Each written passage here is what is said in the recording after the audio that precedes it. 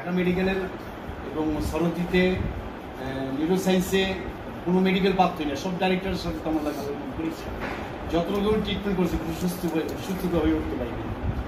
জিজ্ঞাসা করলাম ফোন দিলে আমার অসুস্থ বাসায় আছে, যত কাজ করতাম বাসায় বসে পড়ে পড়ে।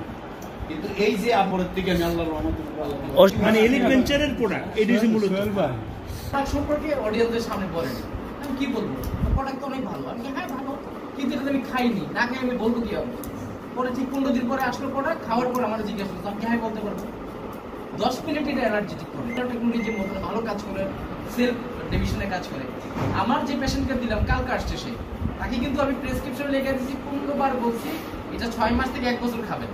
সে আমার কালকে বলতেছে আমি তো অনেক ভালো লাগতেছে এখন। তার কি ছিল, হাত পা ফুলে যেত এবং তার মানে মনে হতো যে আমি মারা যাবো।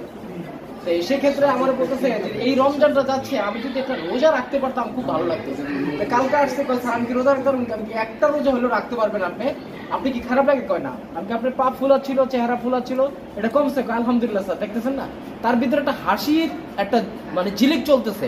তা আমি বলছি আজকে খাচ্ছেন 22 তারিখ থেকে কয় তারিখ, কালকে গেছে 29 তারিখ, আমি কি আজকে 7 দিন 8 দিন হলো, তা আপনি এতেই ভালো হয়ে গেছেন। কই স্যার আর 1 মাস খেলে হবে না, আমি কি না আপনি খেতে হবে 6 মাস থেকে 1 বছর, কারণ আপনার হার্টের ব্লক আছে 2টা আছে 90% প্লাস, আর 3টা আছে 88 75 এরকম আছে। তা আমি বলছি আপনি একটু ভালো লাগে তার মানে তো এটা ফাইনালি ভালো না, আপনি কি সবসময় ভালো থাকতে চান, বলে হ্যাঁ। আমি যদি সবসময় ভালো থাকতে চান আপনাকে এটা অবশ্যই 6 মাস থেকে 1 বছর খেতে হবে। শুধু তাই না, আপনার বয়স যদি এখন 36 বছর হয়ে থাকে, আপনি এই 1 বছর পর আপনার বয়স মিনিমাম 10 বছর কম মনে হবে।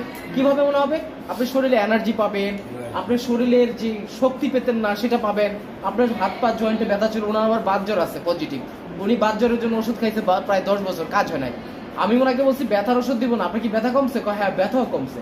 আপনি দেখেন ধৈর্য ধরে আল্লাহর উপর তাওয়াক্কুল করেন, কোনো কাজ নাই এই সাপ্লিমেন্টের আর ডাক্তারের কোনো যোগ্যতা নাই আমার, আপনি আল্লাহর উপর তাওয়াক্কুল করে খাবেন, আল্লাহ হয়তো এটার ওসিলে মাফ করবে। আমার ফর্মুলা এরকম করে বলি না এটা দা কাজ করে, এরকম কথা বলার অধিকার আমাকে আল্লাহ দেয়। হাত পাঞ্চ করতে আজকে 3 বছর ধরে, 3 বছর মানে এমন কোনো ডাক্তার নাই যে না দিয়েছে, এমন কোনো টেস্ট নাই যে আমার জীবনে আমি না করছি। বসতে পারতাম না, উঠতে পারতাম না, হাত পাঞ্চ করতে পারতাম, এই যে এখন এই যে মোটামুটি এই যে অনেকটা পাঞ্চ করতে পারি। আগে কিন্তু এই যে এইটুকু আনতে পারতাম আর হাত এইটুকুর উপর জাগাইতে পারতাম। এটা হচ্ছে আপনার এই জয়েন্টের যে কার্টিলেজ, এটা কার্টিলেজের ফ্লুইডটা শুকায় যায়, যার কারণে এরকম অনেকে আমরা হাত ব্যয় করতে, অনেকে রিমোট ধরতে পারে না, কিন্তু এটা ওই সেল ডিভিশনে কাজ করার কারণে। দেখেন কামাল ভাইজান নিয়ে আমরা যে ঈদের রমজানের 2 দিন আগে গেলাম সে কাপাসিয়াতে, সেখানে এক ভদ্রলোক চরম বিরোধী, আমরা কথাগুলো বলতেছি সে বিশ্বাস করতেছে না।